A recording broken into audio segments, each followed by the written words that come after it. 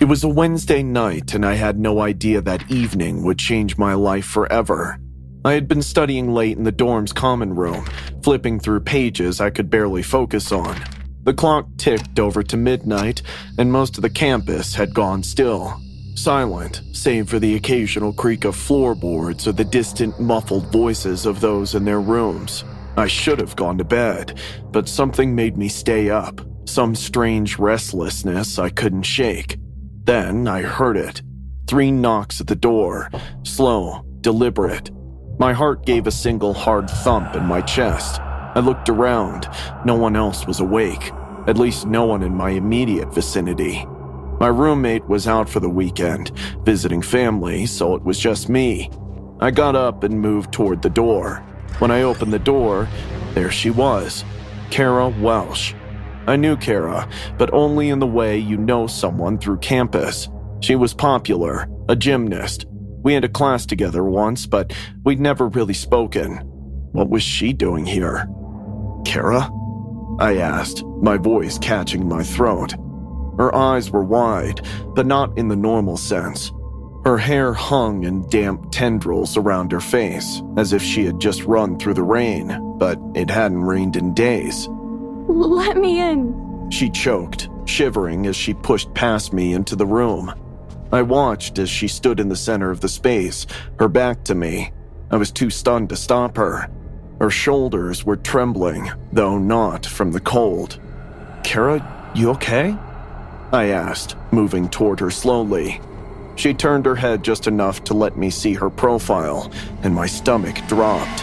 There was something on her skin, a smear of red. Blood? I stepped back instinctively. What happened? She didn't answer right away, just stood there, swaying slightly. He won't leave me alone, she sobbed. Her eyes flicked to mine, wild and unfocused. He's watching. He's always watching. A chill ran down my spine. A stalker? I asked, bewildered. She didn't answer. Instead, she started pacing back and forth, her movements jittery, as if something was crawling under her skin. Every now and then, she would glance toward the window, as if expecting to see someone out there in the darkness. I didn't mean to do it, Jose. She broke down suddenly. Do what? She stopped pacing and looked at me, her eyes full of something I couldn't place. Guilt? Fear? It was an accident, she said, her voice barely audible. I know he won't stop. He's here. He's everywhere. I stepped toward her, trying to understand what she was talking about. Who's here? She didn't answer. She trembled as waves of hysteria traveled through her. I pulled the curtain and peeped outside, but there was nothing there, just the empty campus, bathed in the dim light of the street lamps. Kara sobbed harder, not wailing, but these broken, gasping sobs, like something inside her had snapped. I didn't know what to do. I should have called someone, anyone, but I was caught in the tension of the moment. Just as I was about to speak, Kara's body stiffened, her eyes wide and terrified as the door behind me burst open. There he stood, a man, his face obscured by shadows, his presence overpowering. I couldn't move. He looked at Kara, and in one chilling second, I understood. It was him. It only took a second. He raised a gun. The sound of the shots rang out, and Kara collapsed in a pool of her own blood. I couldn't move. I couldn't breathe. It happened so fast. Too fast. The man didn't even glance in my direction. Without a word, he turned and walked out, disappearing into the night as if nothing had happened. For what felt like hours, I stared at Kara's lifeless body. The air was heavy with the scent of blood and death. The boys had come out of their rooms.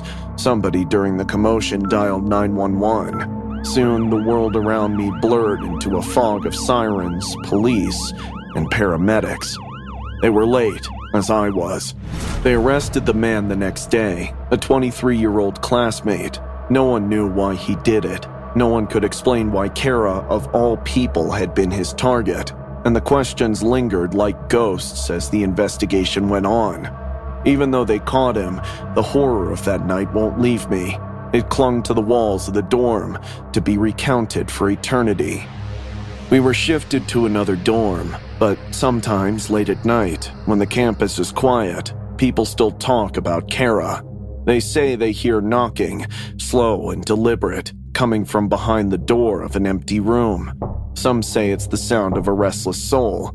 Others say it's Kara, still haunted by the questions that will never have answers.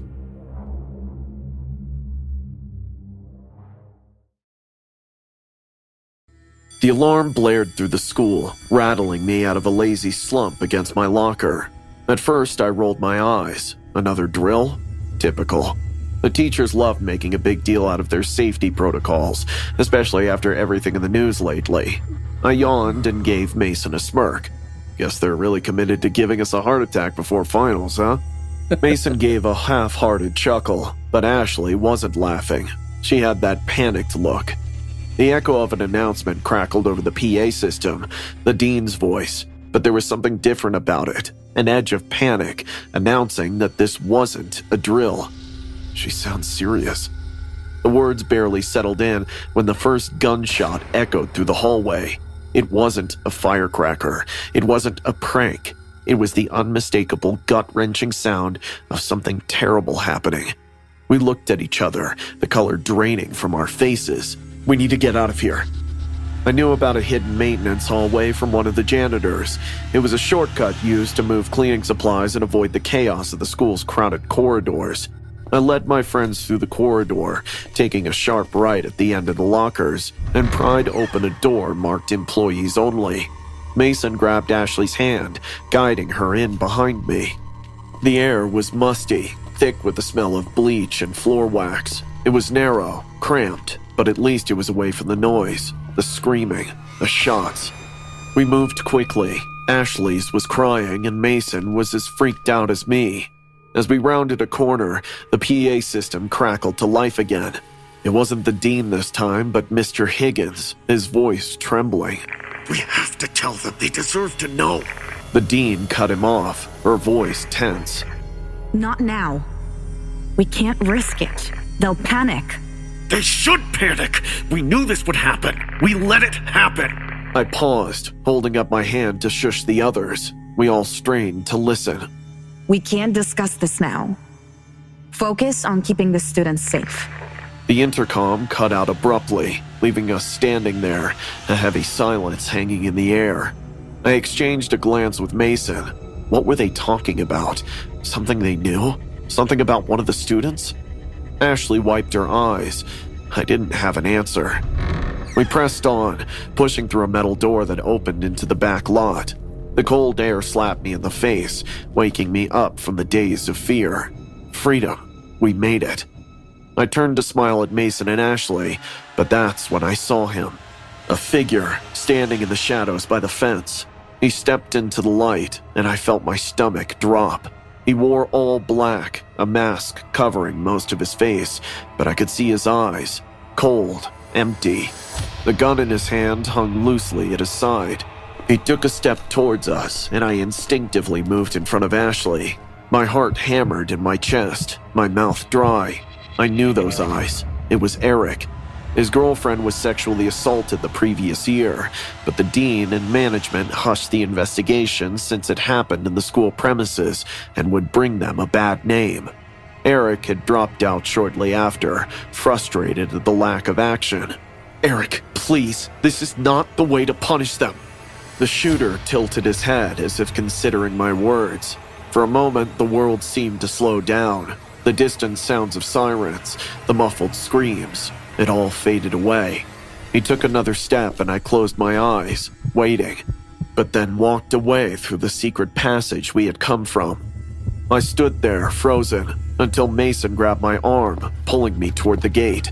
We ran out, Ashley sobbing, Mason breathing heavily, but my mind was somewhere else. He wasn't after the students, he was after the school. The administration that knew, that watched and did nothing. The teachers, the dean, they let it happen. They ignored the warnings, dismissed the complaints, and now this was the price. We made it to the main road, the flashing lights of police cars blinding me, the voices of officers shouting orders, a distant blur. I rushed up to the first officer and told them everything that I knew. They chased after Eric through the secret passageway as well, while we were escorted away in the back of a cruiser. Few shots were fired a few minutes later. The police got to Eric before he could do something to the dean and others. No student was harmed, but while Eric took the wrong path, somehow the system made him go there. Truly a tragedy when gentle souls are pushed down this path. The lockdown alarm blared through the school, yanking me out of my daydream. I've been staring at the clock during history class and slept, but the alarms went off.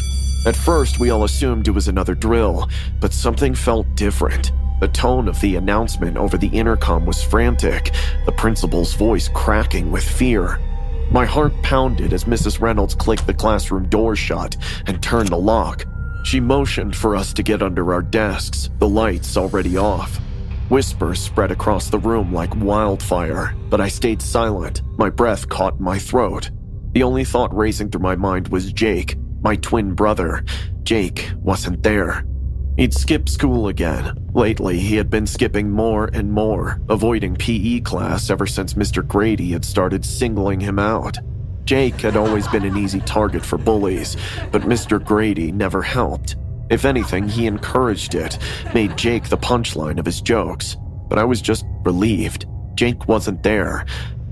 At least he was safe. The minutes dragged on, tension mounting with every second. We could hear footsteps in the hallway, faint but deliberate.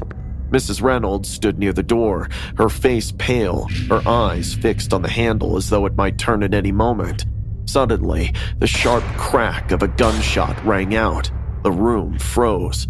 I felt my stomach drop, my heart pounding so hard I thought it might burst. Another shot, louder, closer this time. Screams echoed from down the hall, and then nothing. Just silence. Mrs. Reynolds whispered for us to stay calm, her voice trembling. It's going to be okay, She said, but we all knew it wasn't. Not when someone was out there, armed, and we were sitting ducks. The intercom crackled to life, startling us all. A distorted voice echoed through the speakers. The dean fulfills my demands or I start killing hostages. My stomach lurched. Hostages? My mind raced, trying to make sense of it. Who could be doing this? The principal's announced, locked in his office, that he doesn't negotiate with terrorists. A cold, cruel voice came back over the intercom. 5 students in room 306. I'll give you 10 minutes. 306. Biology. My heart sank. My crush, my love Emily had that class. Mrs. Reynolds didn't hesitate. Now certain about where the shooter was, she gestured for us to follow her to the back door, which led into a maintenance hallway. It was our only chance. I moved with the others, my heart pounding. We slipped out, moving in tense silence, but as we reached the stairwell, more gunshots rang out. Close, too close. A bullet shattered the window next to me. Mrs. Reynolds screamed, dragging one of the students down, but we were pinned close to room 306. We heard sirens. The shooter was likely shooting out from the window at the cops. Something happened to me just then. I leapt out and ran the other way, only halting as I arrived at room 306 and glanced carefully through the glass at the door. My heart sank. Emily was there, tied up along with 5 other students. The shooter was hiding beside the window, taking shots outside. My breath caught in my throat. I couldn't leave her. I had to do something for Emily. I crept into the maintenance room next to the supply closet. It connected to room 306 through a small storage hatch. My heart pounded in my ears as I pulled a wrench from a shelf, gripping it tightly. I edged closer to the door, my breath shallow. Peeking through the crack, I saw the shooter, his back turned to me, his gun aimed at outside at the cops. In one swift motion, I opened the door and swung the wrench as hard as I could. It connected with a sickening thud, and the shooter crumpled to the floor, the gun slipping from his hand. I dropped the wrench, my hands trembling as I knelt beside him. Blood pooled around his head, and he fell unconscious. The hostages rushed out screaming, and the police charged in. I stood in shock, my fingers fumbling to pull off his mask. That's when my heart stopped. The face staring back at me was Jake, my twin brother. I stumbled backward, my mind reeling. How? Why? He wasn't supposed to be here. He couldn't be the shooter. But there he was, unconscious, the gun beside him. The police burst into the room seconds later, dragging Jake away, but I couldn't move. I couldn't breathe. Later, they told me what happened. Jake had been pushed too far, tormented until he snapped. He'd planned this, skipping school to avoid suspicion, returning with a gun to target Mr. Grady, the man who had made his life a living hell. But it had spiraled out of control when he couldn't get to Grady. I stopped the shooter, but the price was too high. I had saved them, only to find out the person behind the mask was my own brother.